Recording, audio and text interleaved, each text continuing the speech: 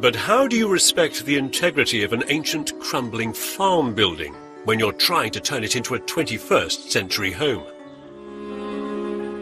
This is the Outfarm, a barn conversion like no other.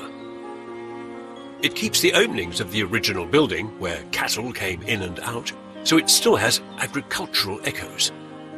Yet inside, it resounds to the urbane glamour of a private members' club. It's home to Richard and Dawn, who fell for its romantic charm 8 years ago. Luckily for them, they have a son, Tom, who was in the process of qualifying as an architect. He could turn their vision into reality. I think a really good piece of architecture is really disciplined and restrained. It's about honesty and expressing the new and old parts of the building. To kind of create a home for people you know so well was a joy to do. Hello. Hello there, you must be Richard. Yeah. And Dawn. Hello. And this is Tom, our son. From this side, you really get a sense of the majesty of this barn. This is less barn conversion, more resurrection. The layout remains true to the original design, which was built into a bank for easy access to each floor. Downstairs, where cattle once lived, there are now 2 bedrooms, a bathroom and a kitchen.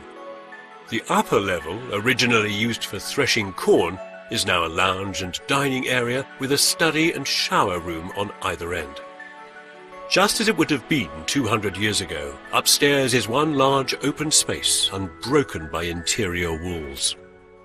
I was not expecting it to be as light and open as it is in here. I mean, it's really airy. It's almost church-like. When we first saw this, we saw a beautiful, large space. We wanted to retain that barn-like feeling to it. And barn-like it remains, inside and out. They've respected the old shell by not making any new openings in the stonework, meaning they had to think cleverly about how best to use the natural light available. We've only got 3 openings, really, to get the light in. So if you start sticking walls from plate down to floor, you're going to create a lot more darkness and not allow the light to bounce around. We wanted to take as much light as we could from each opening. The frames are pushed right back to the sides of the walls. The oak window frames are simple and functional. The lime-plastered walls are plain, the balustrades unfussy and hand-forged. Every element has a down-to-earth beauty in keeping with the past life of the place. In fact, the RIBA judges praised the way every new addition sensitively builds on the barn's history. At one end, you've got the study area where we've divided it off, and the other box at the other end actually has a loo and a shower in it. This is future-proof design. These floating room dividers, crafted in lightweight sycamore, can easily be moved or removed in years to come.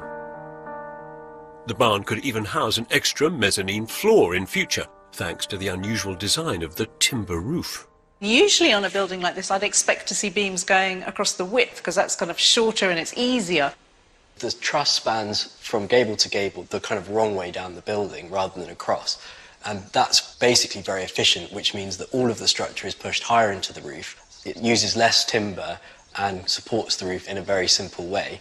I think it's incredibly beautiful. I mean, it's a sort of sculptural hat to your kind of lovely solid building. The challenge of making this original piece of architectural millinery fell to a local carpenter, Adam Milton, and his team, who hand-built the frame from Douglas fir. The result is an extraordinary fusion of traditional approaches and 21st century engineering design. That fusion continues downstairs. Simply furnished bedrooms and a minimal freestanding kitchen allow the barn's ancient features to shine.